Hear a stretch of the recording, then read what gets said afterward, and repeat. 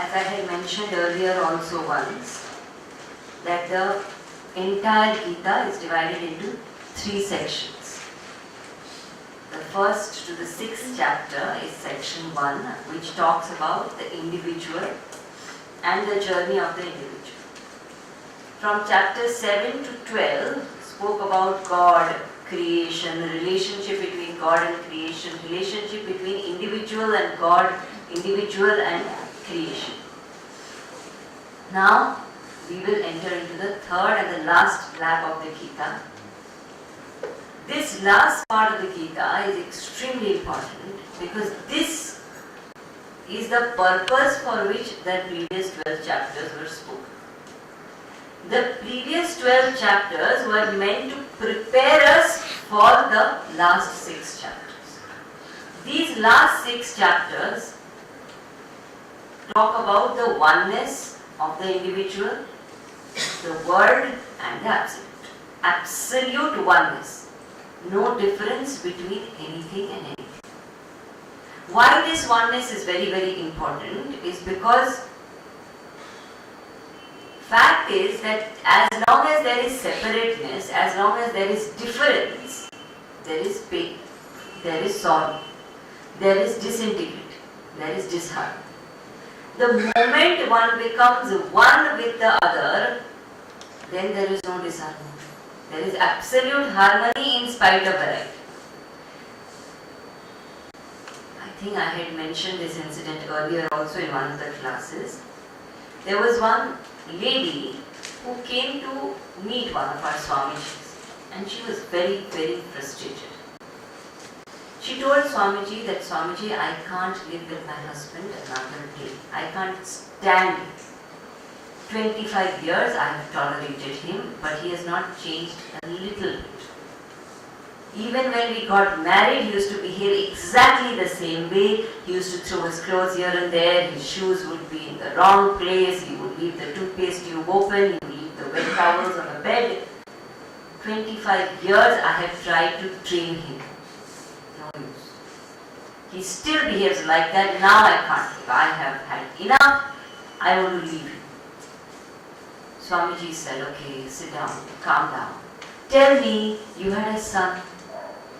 He must be now a young boy, 25, 26. How is he doing? So she said he's doing very well. He's 23, 24-year-old now, and he's just getting into the job, and he's very, very smart and strong and supportive. He said, but how is he? Does he not leave his wet towel on the bed? He said, oh, in those things, like father, like son. No, exactly the same. He also leaves his wet towel on the bed. He also leaves the toothpaste tube open. He also leaves his clothes here and there. Shoe is always in the wrong place. Everything is scattered. Swamiji said, why don't you leave him also? So she said something very important. She said, because he is my son and he is her son. And that makes all the difference. As long as it is mine, as long as it is me, as long as it is one with me, even the worst of things does not matter. Any kind of variety does not matter. The moment it is other, there is pain, there is disharmony, there is difficulty. If I am talking to you, we are having a conversation, slowly conversation changes into a discussion changes into an argument changes into almost a quarrel, and we are talking loudly to each other. At that time, let us suppose my finger goes into your eye as I am talking to you. You will be so upset, I'm sure. Can't you see when you are talking? First of all, you don't understand what I'm saying, and then you hit me. Look at my eye, I can't even open it, it's turning red, water is coming, I think I need a doctor. No. But supposing I'm having that same conversation, same argument, same quarrel, as I am talking, my finger goes into my eye. Will I make a fuss of it? I will not bother. Chup chap, I will rub my own eye with my own finger and go. Why? I'm one. This is one with me, that is not one with. So the moment there is oneness, that moment there is harmony, there is peace, there is love. The moment there is separateness, there is trouble. Therefore, this concept of oneness is important. First point, behavior. Second point is, the moment I understand oneness, violence ends, fear ends, anger ends. The root of all these three is separateness. Now, if I understand that this whole universe is one entire homogeneous entity, it is not separate things. It is one. Will I harm any creature in the world anymore? I can't. Because in harming any creature, whether it is cutting a tree, whether it is killing an animal, whether it is doing anything, I am harming myself. Because it's one. The moment I understand this oneness, violence stops. The moment I understand oneness, fear ends. Why is there fear? Fear comes out of sense of separateness. When it becomes a part of me, it is not fearful. For example, for the snake, its poison is not scary, it's not poisonous. For us it is poisonous, it is not mine.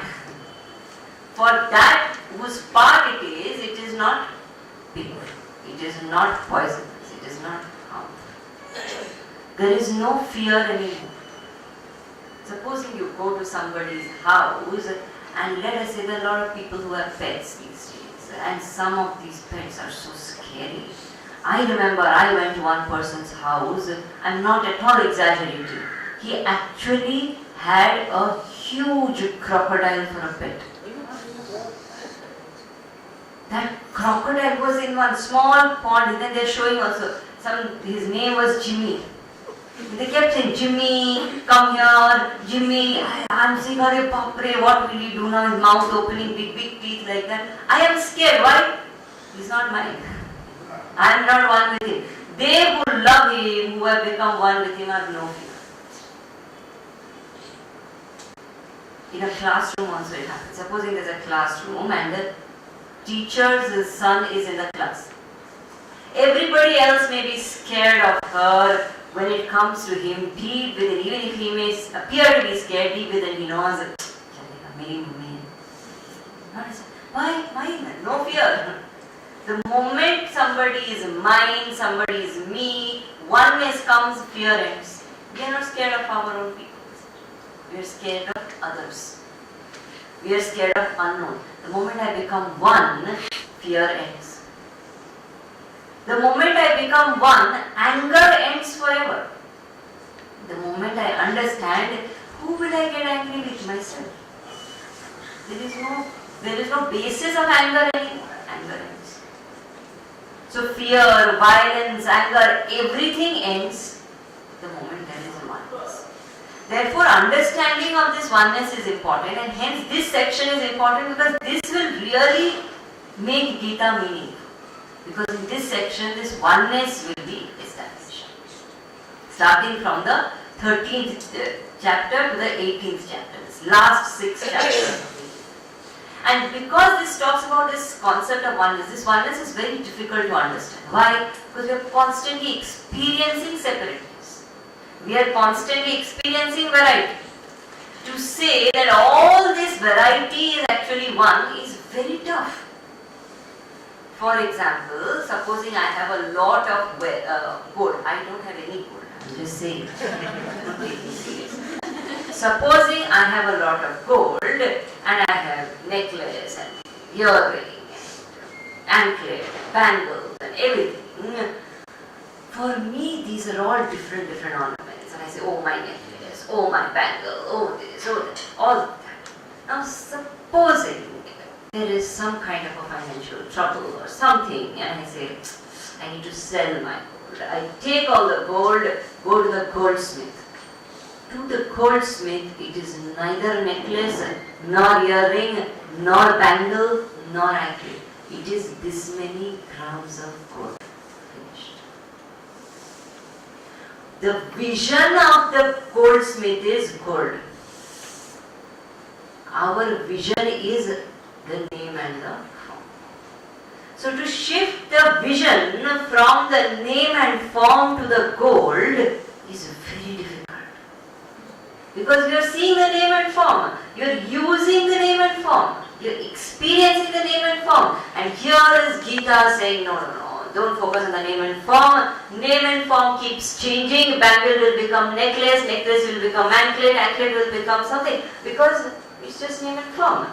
Gold is what is going to remain the same. Focus on the gold. That is the common factor. The moment I see gold, for me I don't say, this is not gold, this is not a good design. It does not matter, it is gold. Everything is valuable. I don't see flaws anymore. Similarly, the moment I see that gold divine in each and every iota of the universe, everything is divine. Then there is nothing rejectable, there is nothing wrong, there are no flaws, there are no limitations. So this shift of vision from the names and forms to the essence, this is a very difficult thing to do. And this is the crux of spirituality. Spirituality is not about becoming something, about getting certain powers, about doing certain practices. Spirituality is a shift in vision. Swami Chinmayananda always used to say a very beautiful statement.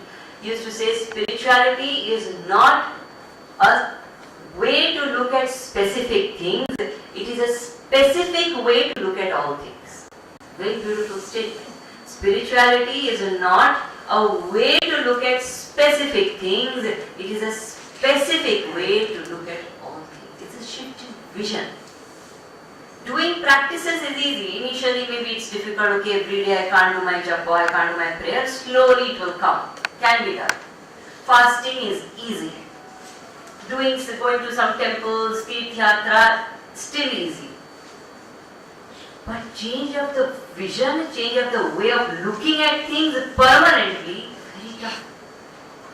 Therefore, you will find that from this 13th lesson onwards, 13th chapter onwards, Gita also gets a little difficult to understand. My suggestion is, I haven't planned it this way, but it just so happens that due to various reasons, now we are going to have some gaps between our sessions, longer gaps than we have had earlier. Use that time to study the commentary. I have said this earlier also, but now especially because 13th chapter specifically is very difficult to understand. I have seen big scholars, Pandits, even Swamis pull their hair out trying to understand the essence of the 13th chapter. It's a very difficult chapter. So read it. Think over it. When you're doing different things, waiting for a bus, traveling somewhere, cooking, doing mechanical work, keep thinking, bathing, under the shower, keep thinking, what was said? What did it mean? How does it apply? When we reflect and process what we learn and hear in the class, then that knowledge slowly gets assimilated or digested. We need to digest this knowledge in such a way that it becomes a part of it. When food is digested, it becomes a part of it. Then it's not separate rice. You don't know where the rice is, but it's there in me. It's not separate chapati. Chapati is there in me. It's all become me. Similarly, these principles of oneness, etc., need to become me. Now we have crossed that stage of just listening, understanding, grasping information. Now we have to become. If we don't become, then slowly Gita will start sounding boring. Why? Now supposing you're going by road, some people go on road trips. Going on a road trip. When you're going on a road trip to, let's say you're heading towards Delhi, you see a milestone which says Delhi 128 kilometers. Supposing you decide to sit at the milestone and celebrate, yay, I reached Delhi. After some time it will get boring or not. You have not reached Delhi. You have to follow that milestone and actually put the effort and get to the destination. If we just read the milestone and celebrate, slowly it will get boring. Similarly, if we just read the chapters of Gita now and just relax, it will get boring. But if we start living, we will start seeing a vibrant magic happening. Our way of living, our way of thinking, our way of talking, our way of responding to situations will quietly change without even us knowing. You will be surprised. So, another suggestion which I have is start maintaining a balance sheet or an audit book. You all are experts in that more than me. I have never made one. Make a balance sheet or an audit book of your own progress. See, after every 1 month, not every day. If you see every day, you will be disappointed because the change is very silent. But every 1 month, check. And suddenly you will realize that when this person spoke like this, probably 6 months back, I would have got very upset. Today, I am not so upset. Maybe I am not absolutely calm, but I am not so upset. When this didn't happen what I wanted, I am not as agitated as I was. When somebody did something wrong to me, instead of hating me, I actually thought good about him. How did this happen? So we will start observing changes which we are not consciously doing. But because of the listening and the reflection, the processing which I am doing, the knowledge is getting digested. Now this is a very beautiful experience. If you manage to do this, Gita now is going to get very, very good. And in this process, it will be very, very silent transformation. Now it won't be like, I started doing this, or I started reading the Gita, I started doing my japa. It's not external, now it's very internal. And therefore it will be silent. So if we keep judging ourselves, we will get into trouble. We have to audit every 1 month. Auditing does not happen every day. Auditing happens once in a while. Every day if I say, I'll be disappointed. I will start feeling, oh God, nothing is changing. I'm trying so hard, nothing is happening. A lot of people feel like that after satsang. They say, I'm going to Gita class, I'm listening, but no change. Especially, I'm nothing against any community, okay, this is just an example, especially in Gujarati households. There is a special way in which the mother-in-law tests the daughter-in-law. There are many ways, I'm not going to give away all the tricks. But one way is, she will tell her in the first week of her entry into the kitchen, dahi jamado. She will tell her to make curds. And from the way she does that, mother-in-law knows how many times this girl would have entered kitchen in her mother's house. Very clear.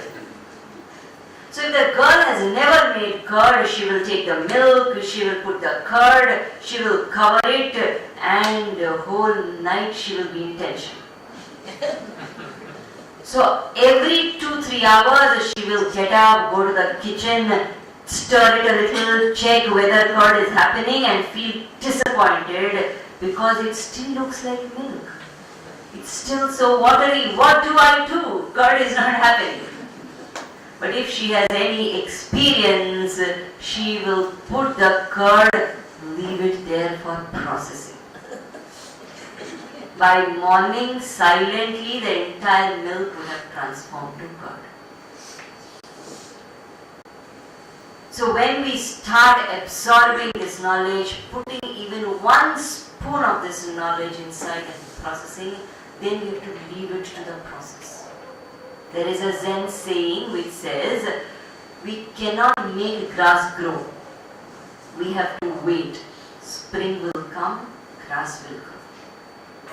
There is no way anything can be forced. But we have to allow the process to happen. We can't keep interfering in the process. And how does one allow the process to happen? First, process the knowledge. Think over it. Second, be willing to change. Many times we are not willing to change. Third, be sure I will change. Never have self-doubt. Why transformation gets delayed? Because we have self-doubt. So many people listen to satsang and come and tell us at the end of the satsang, they don't realize how discouraged we feel after. They will tell us, what you're saying is so true, but now too late, maybe next life something will happen. How disappointing! We are telling you now it's possible. Gita is saying it is possible. Gurus are roaring at the top of their throat and saying, this is possible, it can happen now, you just have to be available. The power of that knowledge is such. Don't worry how late it is, how much it is, how frequent it is. One spoon of curd changes the entire milk into curd, remember. So therefore, now it is important to allow the process to happen. So please use this time which is there to process what we are going to listen to. It is subtle, it will be slightly difficult to understand, especially if you are listening to something like this for the first time, but slowly it will sink in. We just have to let the process happen. So this 13th chapter of the Gita is called Kshetra Kshetragya Yoga. Kshetra Kshetragya Yoga. Kshetra means field, Kshetragya, Gya means to know. So Kshetragya means knower of the field. Before we go into what Kshetra Kshetragya Yoga means, we will first understand some basic principles of the knower-known relationship. Some laws. Okay. Whenever something is known by a knower, known is always many, knower is always one. Example. Let us say the eyes are the knower. With the eyes I can know different shapes, different forms, different colors. It's not one thing that I am knowing with the eyes. Many things I am knowing. So knower is one, known is many. Similarly with the ears, I hear a variety of sounds. So ear is a knower, but sounds are many, known. Now, who is the knower of the eyes and the ears? So I say my mind is the knower. That's why I say I have an eye. Or I have a pair of ears. What does that mean? The mind is the knower of the eyes and the ears. Now the mind being the knower, mind is one. There is eyes, there are ears, there are thoughts, there is the taste, there is the smell, there is the touch. Variety is there. So known will be many, knower will be one. First principle. Second principle is knower always will be different from the known. Knower cannot be the same as the known. For example, eye cannot see itself. Ear cannot hear itself. Watch cannot tell the watch does not know the time. I know the watch and therefore I know the time. So that which is the knower has to be different from the known. Third is knower always will be sentient and known will be inert. What does that sentient and inert mean? Sentient means that which is aware of itself, which is aware of others. That is that which has a life in it, basically. Inert means that which is neither aware of itself nor aware of others, therefore it has no life factor. Now, knower always will be sentient, known will be inert. Eyes are the knower, Objects are the known. They are all inert. Eyes are sentient. Eyes are life. But eye by itself has no life. One can remove the eyes and give it to somebody also. So eyes are inert. Mind is known. So the moment I establish the knower-known relationship, always the knower will be more sentient than the known. Now, having understood these three principles, now we will understand what is the knower and what is the known. Kshetra means the field of known. Kshetragya means the knower of the field. Now we will start where we are. For example, if I am in Churchgate station, from Churchgate station, if I or let us say I am in Dadar station, and from Dadar station I want to go to Borivali, and somebody says, never mind, you just catch a train from Andheri and you go to Borivali. How will I catch a train from Andheri and go to Borivali? I have to catch a train from where I am. Similarly, somebody can say, you understand the knower, the known, but I have to start where I am. Where am I? I have complete identification with the body. Today, my understanding is I am this. When I say I am, my whole vision is this. My perception of me is this body. So first is we will understand the nature of the body. So body is called Sharira. Why is it called Sharira? In Sanskrit there is a very beautiful definition. It says Shiryamanatvat Sharira. Shiryamanatvat Sharira means that which constantly degenerates is Sharira. We many times think that the body degenerates after death. Actually, fact is the body degenerates after birth. Birth onwards, the body is constantly moving towards death, isn't it? There was once a saint. The saint was sitting on the banks of a lake, and the lake dried up. So a traveler who was passing by that village saw this lake and said, "Arey, this lake was there when I came last time. When did it dry up?" So another villager who was around said, "It just dried up last week." But the saint said, "Don't say it dried up last week. It has been drying for many, many months. Last week the drying got over. Don't say we will die one day. We are dying continuously. One day the dying will be over."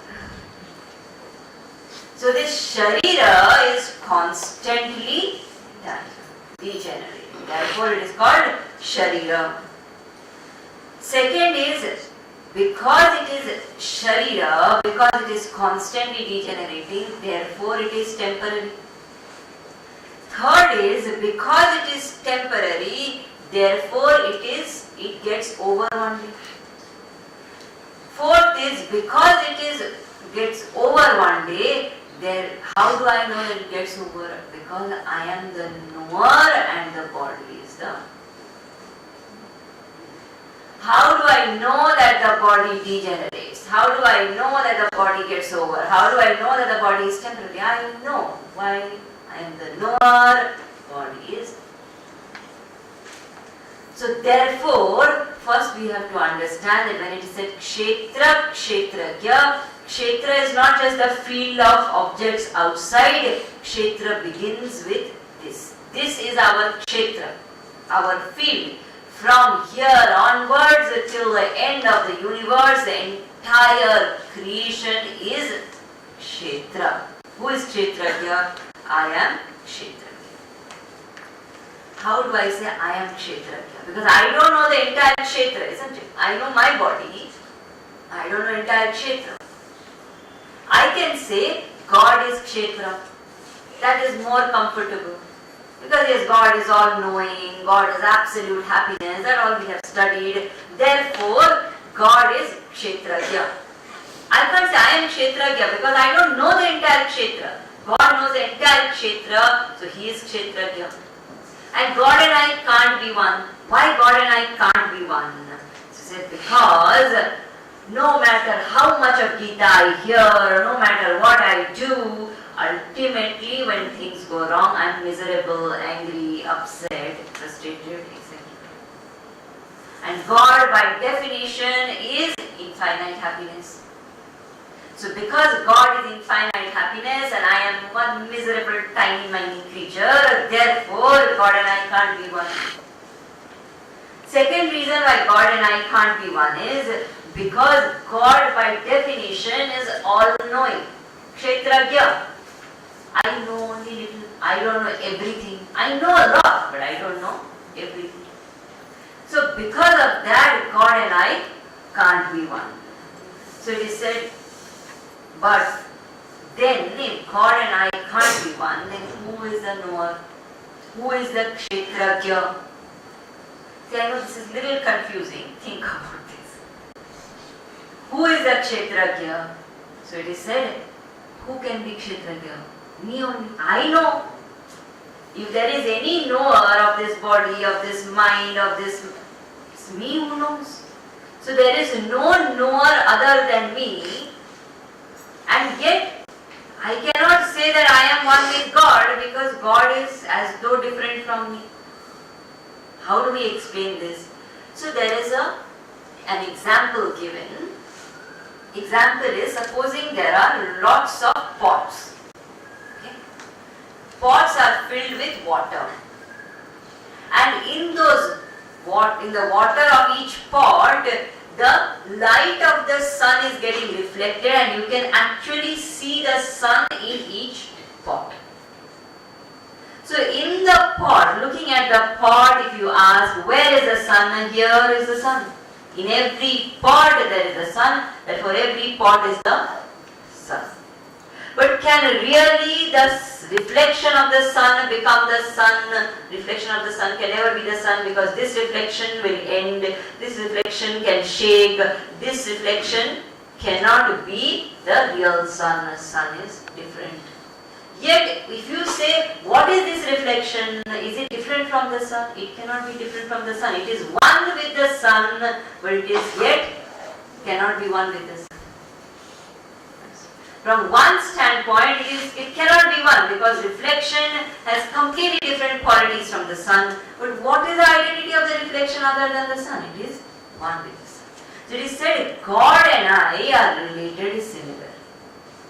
Such a beautiful concept if we grasp it actually. That I am not different from God because there is nothing else except the sun. How did the light come? Except God. How is there this light spark here? Why is it that this bundle of flesh, blood, bone, marrow, muscle is breathing, throbbing with life? Because of God. So I cannot say there is anything other than God who is a knower. How can I know even without the divine factor? There is a divine factor in me because of which I know anything. That consciousness is proved by my own knowledge. I know means there is consciousness. So therefore, I am one with that consciousness. But I cannot say I am absolutely joined with that consciousness because I am maintaining my identity with the limited. As a limited person who knows limited things, who is miserable in circumstances, I cannot be one with the consciousness. So therefore it is said, God is not one with us, God is not separate from us, but there is an, as though, illusion of separateness. That is called as abhasa. Abhasa means appearance. So there is an abhasa that God is separate from us. In reality, is God separate from us? We say, no, God is not separate from us. God is completely one with us. So now, Kshetra is this body. I am the Kshetragya. And what is that I? I is that consciousness. This is what we are saying. Now somebody says, this is all just because you are sitting there and you have a mic, you can't just bluff anything. Why should we believe that I am Kshetragya? I say I am Kshetra.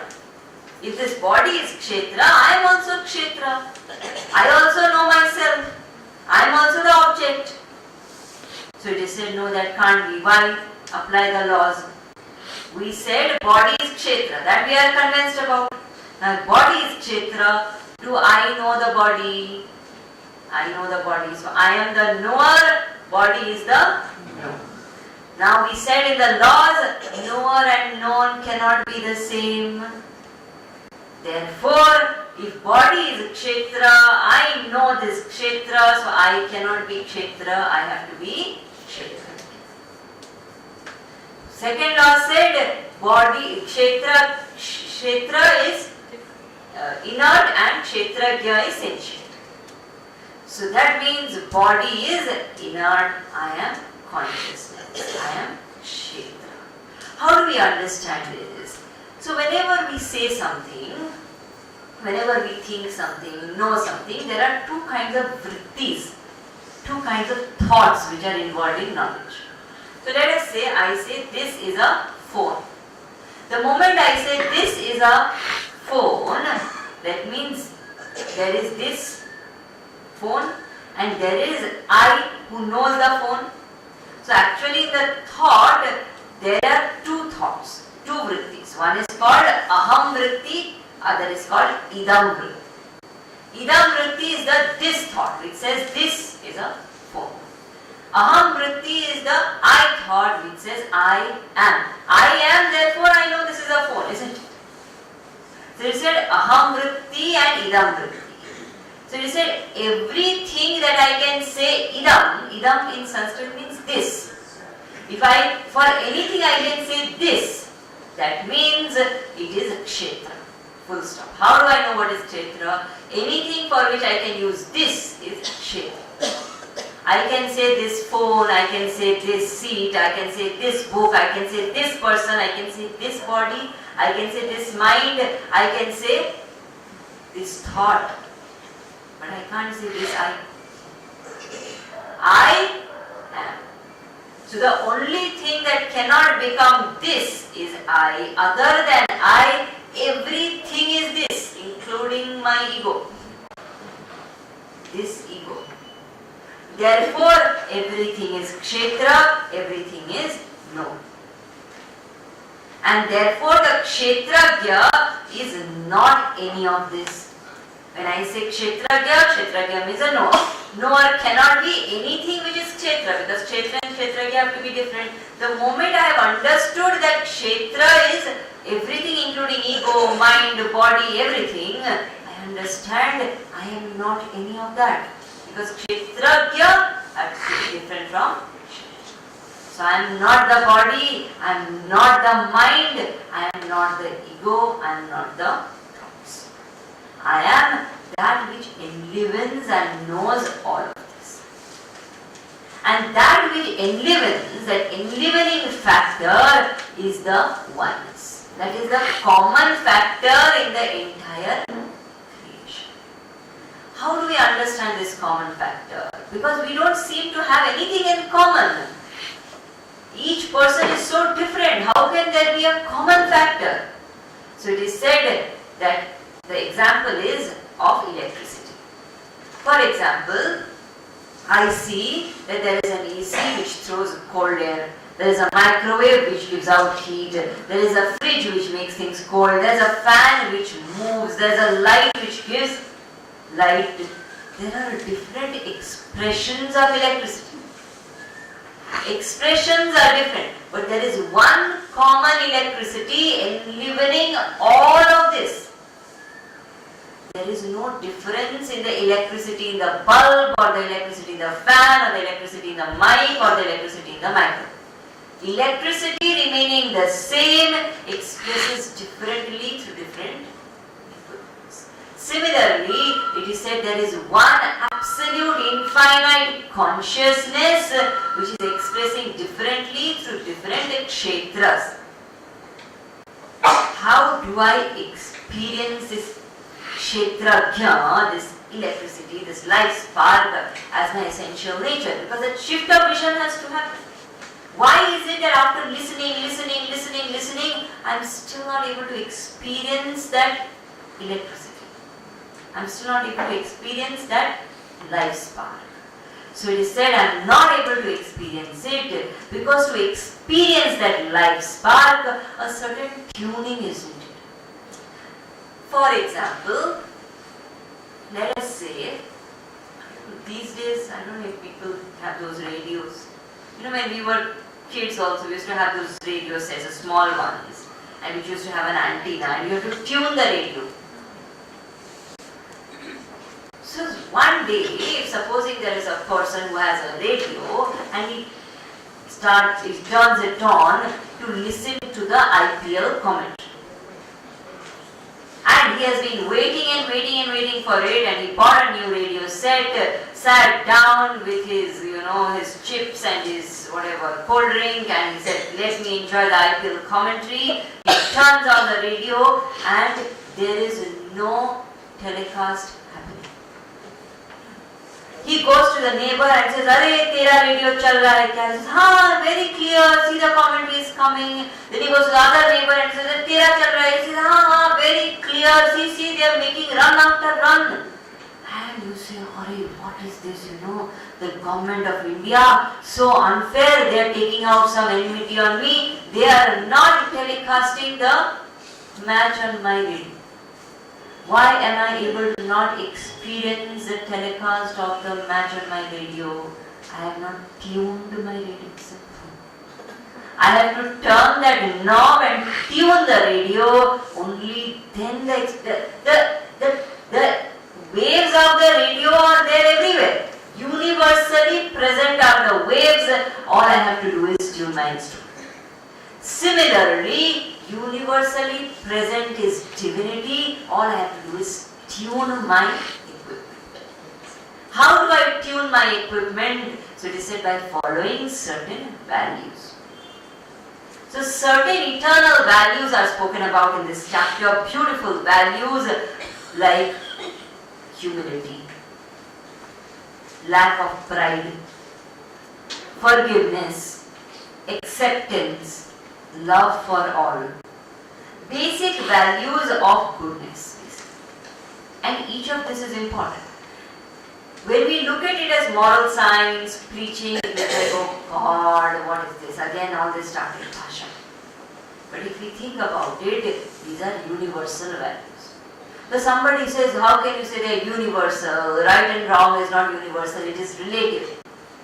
What is my left is your right, and what is your right is my left. So how can you say that right and wrong are all universal? What we don't understand is it's true that your right is my left is your right, but right is still right.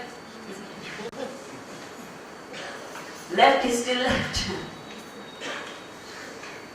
The application and interpretation of values can differ from person to person. Values are universal.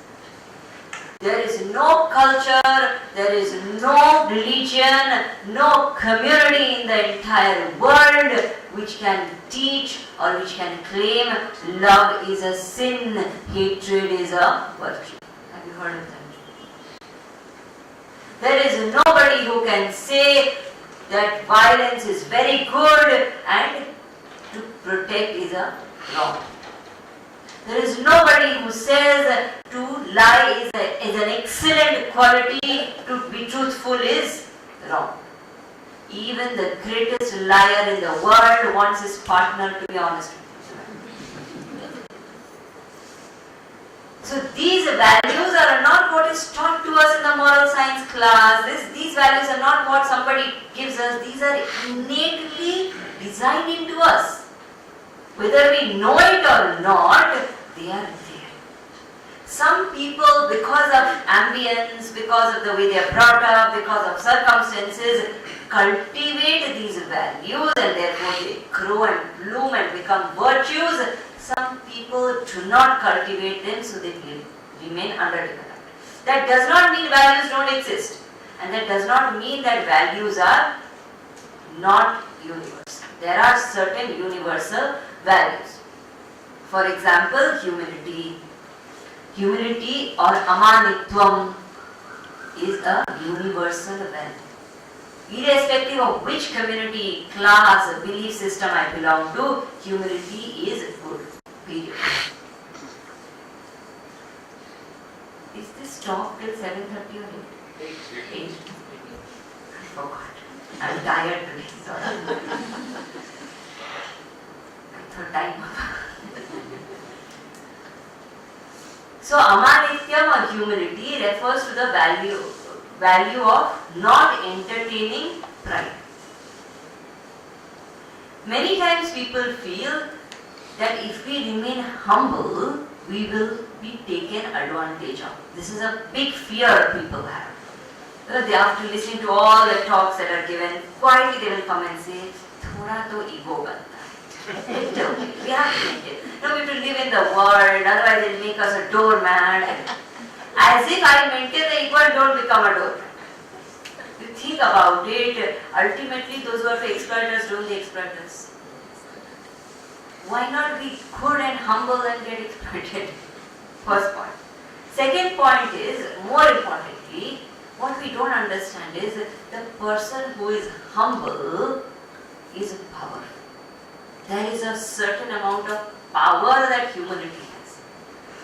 Ego is actually a sign of weakness. There is a very beautiful story that I had read somewhere. It is said once the king of Kashi and the king of Ayodhya were going in their chariots in two opposite directions. And as they were going, they reached a certain lane, or a certain bridge. The bridge was very narrow. There was no way both the chariots could pass together. And these are both great kings, king of Kashi and king of Ayodhya. So now everybody who was watching wondered, who will give way to whom? King of Kashi immediately said, "It is known all over the world, the kings of Kashi never give way to another king." And king of Ayodhya also gave back. He said, "It is known all over the world that kings of Ayodhya always give way to other kings." This is humility. Humility is not weakness. Humility is strength. This is one shift of thought that we need to bring. Because ultimately, even those who think that humility is outdated, we need to be little. Even those people deep within respect those who are truly humble. Ultimately, we say, "I really respect this person. Why he's humble." When people talk of great people in the world, whether it is celebrities, whether it is anyone, don't we say, "I really like him." Why? Because in spite of being so great, he is down to earth. So we all value humility. Understand? When we want others to be humble, isn't it important to be practiced? And humility is such a strange thing. Gurudev always used to tell this to us. He used to say, humility is a strange thing. Because the moment you think you have it, it's gone. We have to be careful there. The moment I think, I met such people, who come regularly to satsang, etc. They will come and say, "Swamiji, you tell me anything I will do. I have no ego. I am the humblest person you will meet." This is ego, you understand? Dangerous ego. "I am the humblest person you will meet." Ego. "I have no ego." Ego. Humility is such a sweet quality that a truly humble person doesn't even assert his humility. There's an incident, there was one great saint called Swami Akhandanandji Maharaj, especially popular in the Hindi speaking community, very, very great Mahatma. His books and work is still now on authority in Vedanta and spirituality. Swami Akhandanandji, when he was there was a contemporary saint who was more well known in the English speaking community, Swami Chidanand Maharaj from Divine Life Society. They were almost same age. They lived in the same times. So one day there was one sabha where both of them were present, and Chidanandji, if any of you have met him, would know what a humble person he was, absolutely down to earth.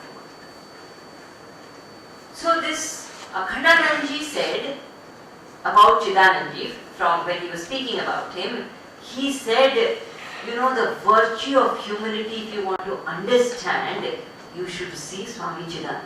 So that is not coming from an ordinary admirer, it is coming from Akhandanandji. That itself is huge.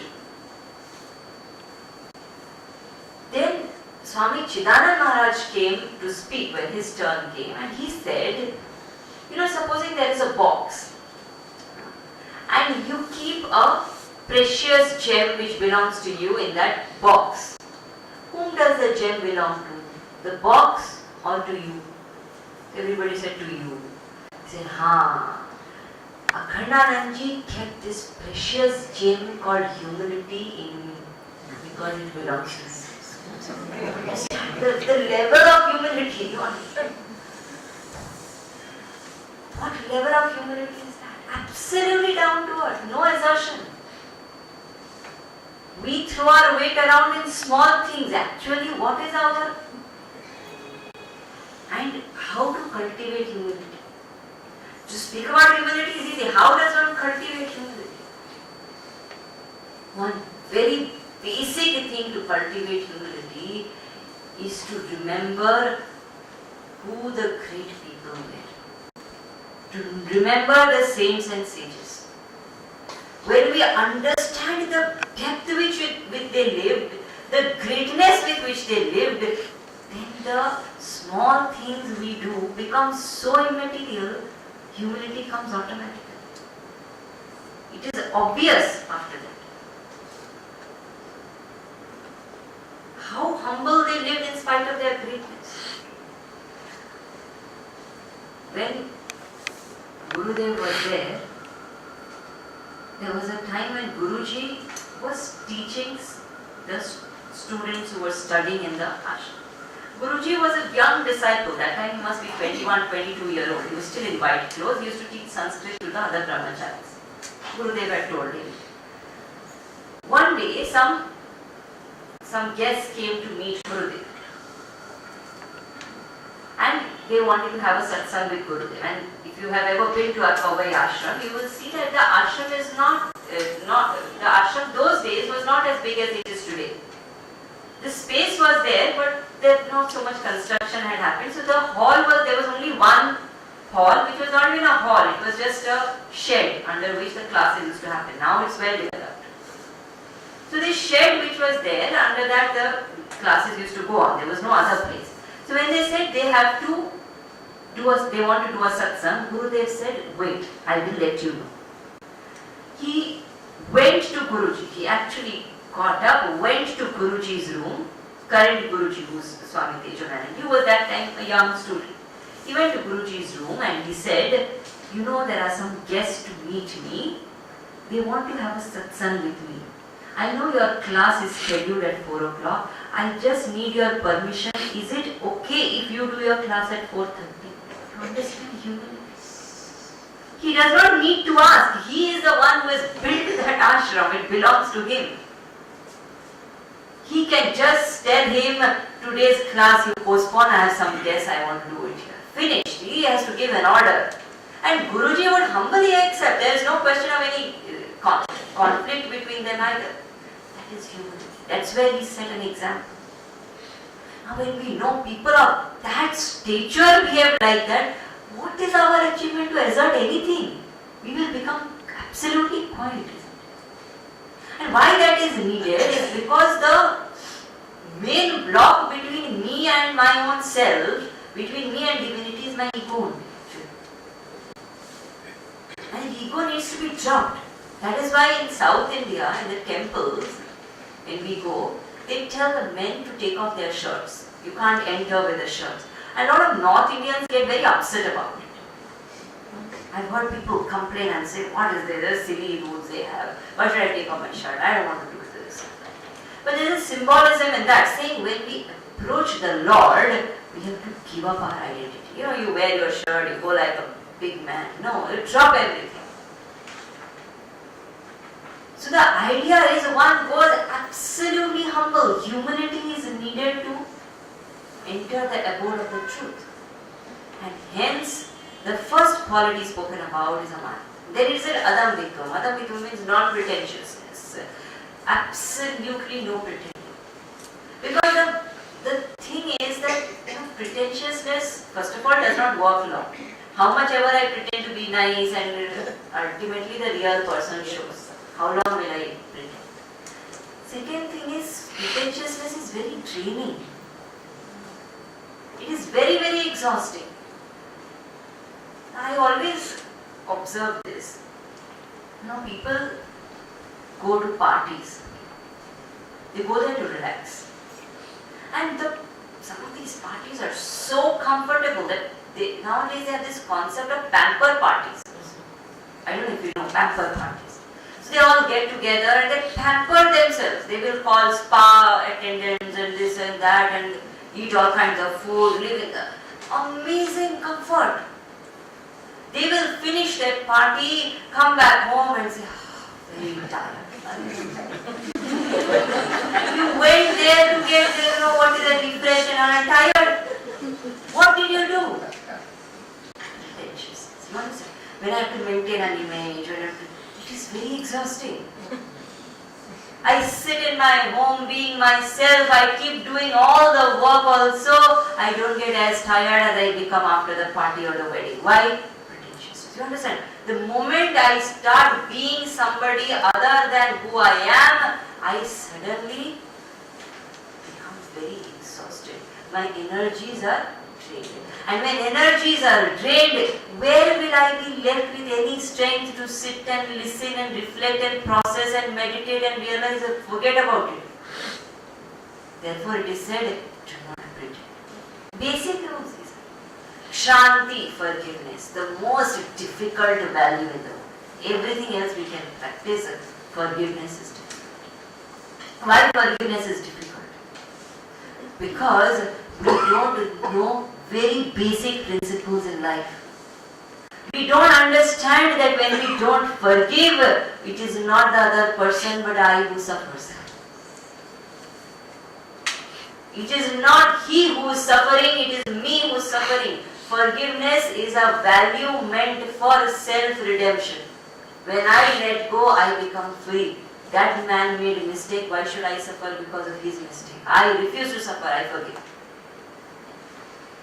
Also, if we cannot forgive at all, remember one thing. This is a secret which Krishna has not said, I am saying. I want to clarify.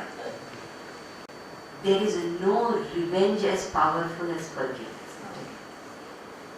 When somebody does something wrong and we do nothing about it, we have punished that person. Already. Forgiveness happens at different levels. One is somebody does something wrong and I can't forgive him. Even after 20,000 years, I say I can never forgive what this fellow did to me. So I just can't forgive. That is one level. Second level is I get absolutely upset. I say I will never forgive you. I don't want to have anything to do with you. But as time passes, I forgive.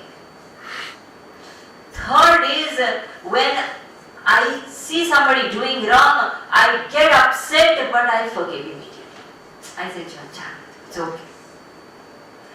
Fourth level is that I do not get so upset, I forgive. Fifth level is the highest level. Highest level is I don't take offense. There is no need of forgiveness because I have not taken offense. What are we talking about? This is the highest level of forgiveness. And forgiveness of that level needs tremendous amount of clarity. It does not need compassion and all that. It needs clarity. Clarity that each one is punished by their own sins. Clarity that I have committed enough wrong for which I have been silently forgiven. Think about it. Haven't we all in our lives done so many small and big mistakes? Imagine if God kept account really of each and every little thing and punished us. today you and I would be sitting in hell. Fact that we are still able to smile means silently he has forgiven so many things. Who are we not to forgive anybody?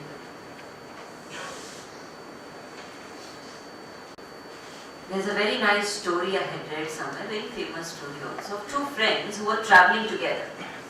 As they were traveling together, they were going to different places, spending different times together. There was one friend, the one friend's name was Raju, the other friend's name was Suresh.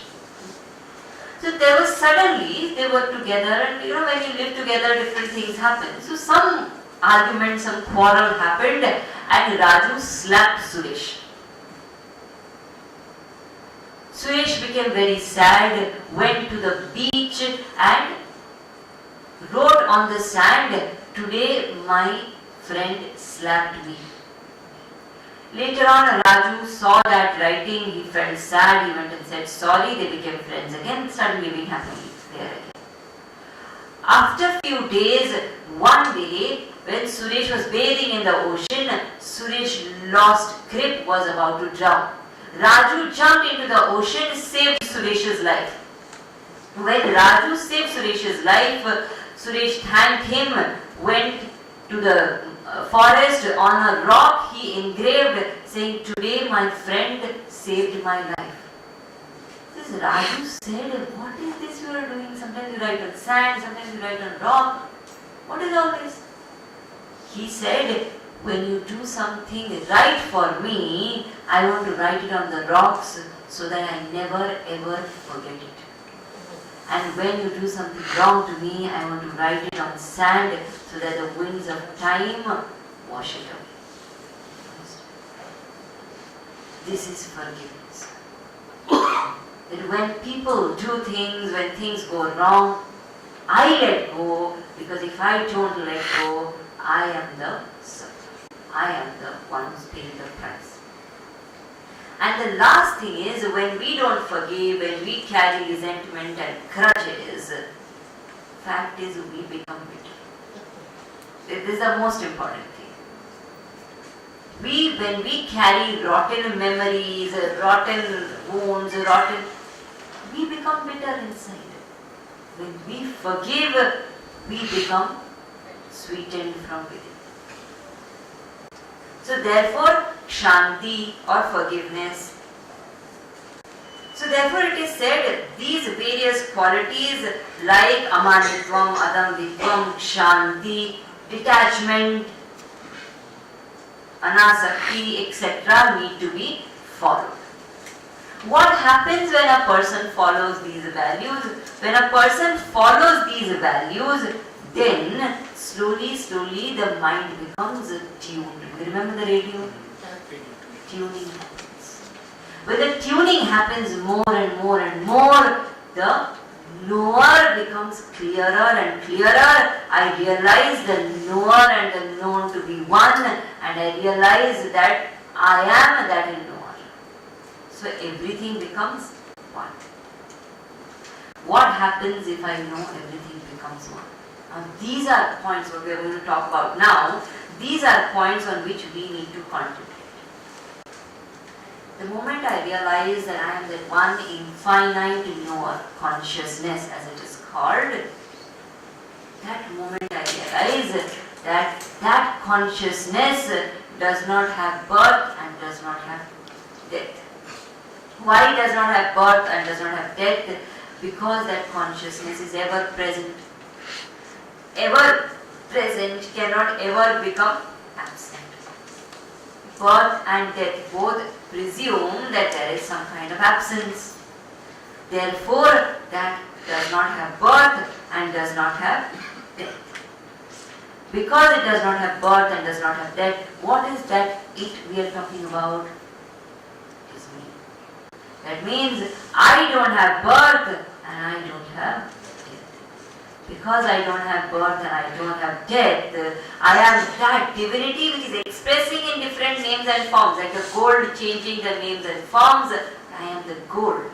The moment I realize I am that divinity which is immortal, first thing that should happen to a student of Gita is fear should end.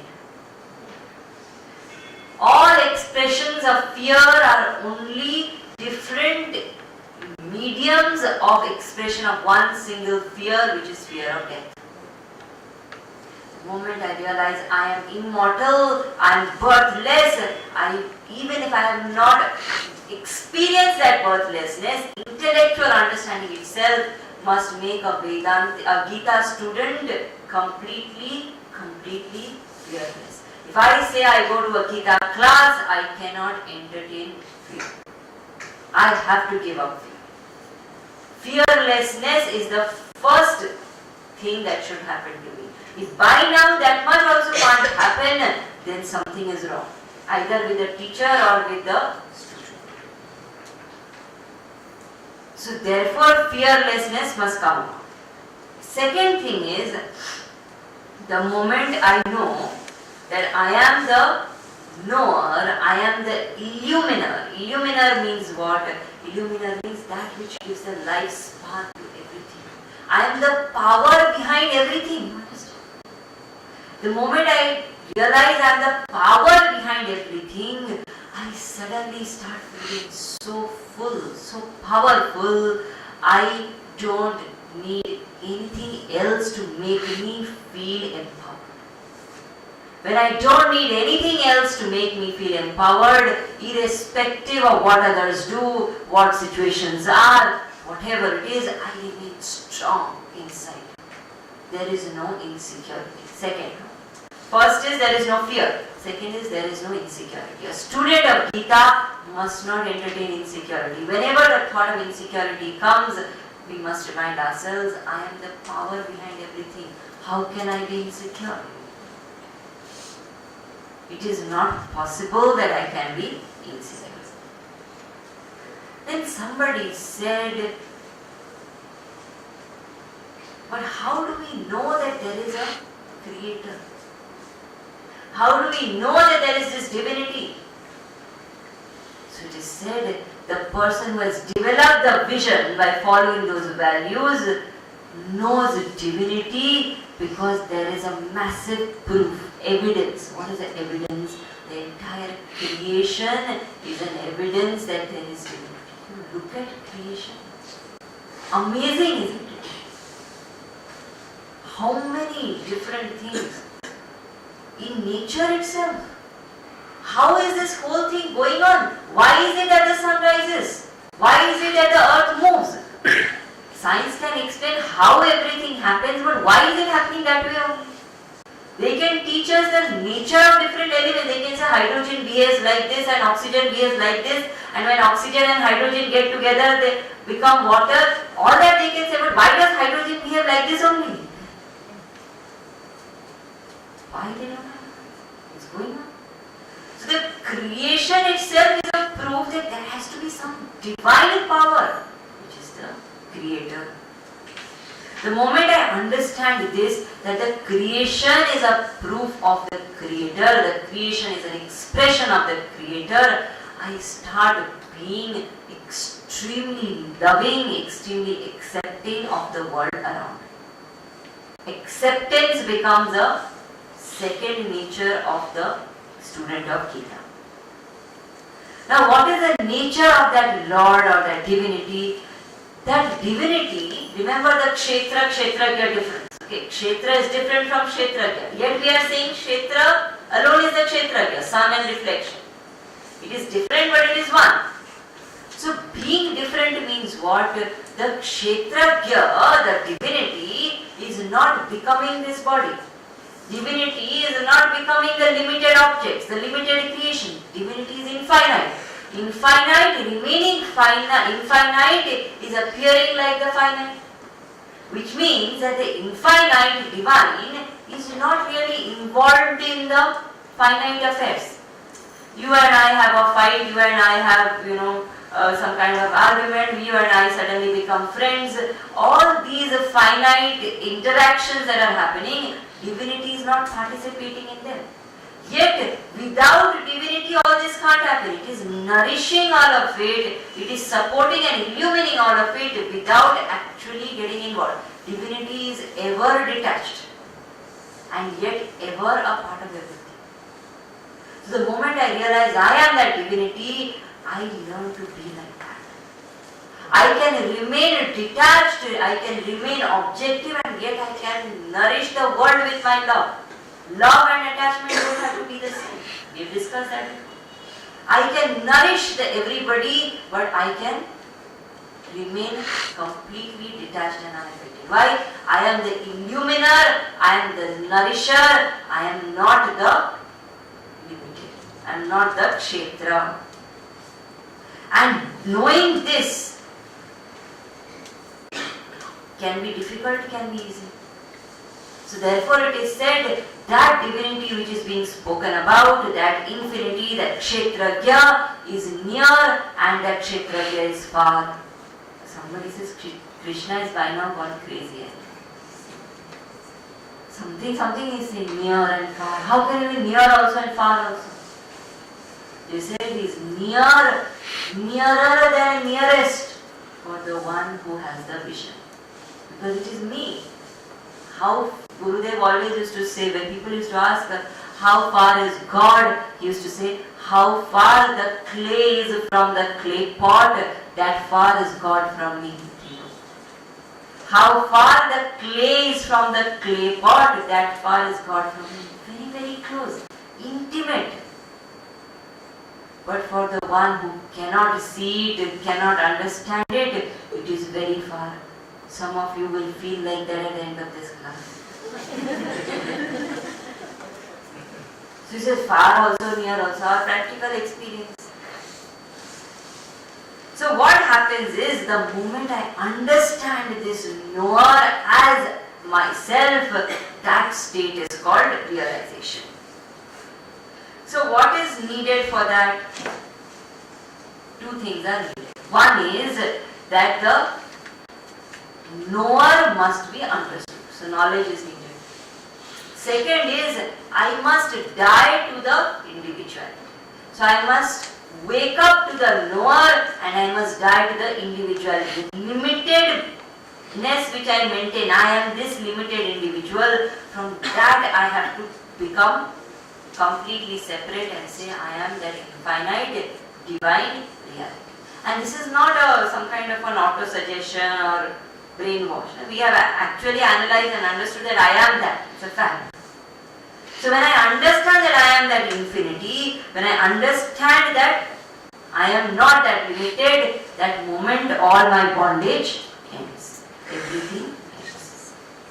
But why do I feel bondage in the very first place? So it is because of Sangha dosha. What is Sangha dosha? Sangha dosha is the problem of closeness. So when something is close to something, I start feeling they are one and the same.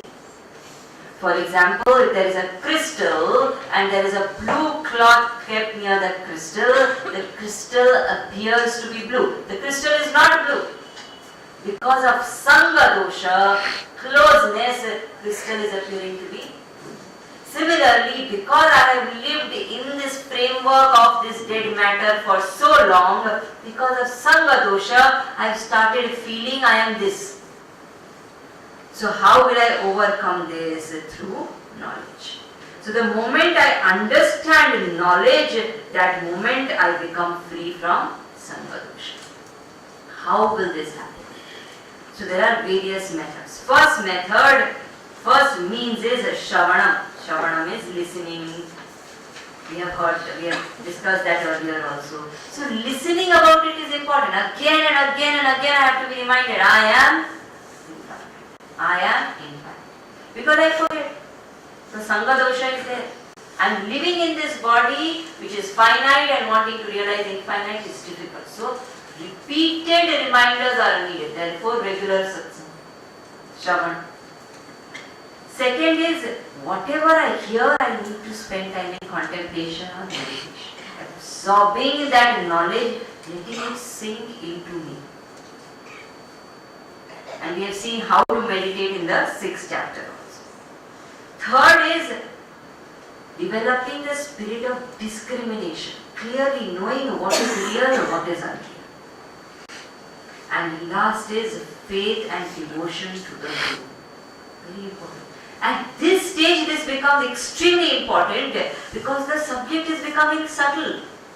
Now we are no longer in that field alone where things can be proven under a microscope, shown in a test tube, explained through logic. Slowly there are certain things which cannot even be spoken about. How exactly does one explain what is infinity? The moment I utter this word infinity, each one of you has formed one opinion of infinity, one concept called infinity, and that is not infinity. Infinity is beyond concepts. How does one explain infinity? It cannot be explained. There has to be so much of love, so much of faith, so much of tuning between the teacher and the student that silent truth can get communicated. That is the purpose of all the Shravan and the Seva and everything. That through the Shravan and Seva that love and tuning should develop. Such that there is no need of speaking. Silent eloquence is the language of the truth. We have to learn to listen to silent eloquence. So therefore faith is needed, love is needed, devotion is needed to the Guru at this stage. And then it is said, when I understand this whole thing and I experience that absolute truth, what happens? I become like space. In space, everything is. But does space become affected by anything? Space remains unaffected. Similarly, the person who understands the truth, in him everything may be there. Not that that person will leave the world, go away somewhere, run away, no. But that person remains unaffected. The person remains ever blissful, ever happy. And only a person who is ever happy can share that with anybody else. When we feel, if I do all this, what will happen to my family? Unki khushi ka khayal kaun rakhega? You think you are taking care now? They are miserable because of you. We need to become that fountain of infinite bliss that can just flow into the world. For that I have to experience that with you. Therefore it is said, experience the truth through Shravan and through contemplation and through devotion and faith in the. With that we come to the end of this 13th chapter, which is the Kshetrajna Yoga. Purnamada Purnamidam Purnamudachyate Purnasya Purnamadaya Purnameva Vashishyate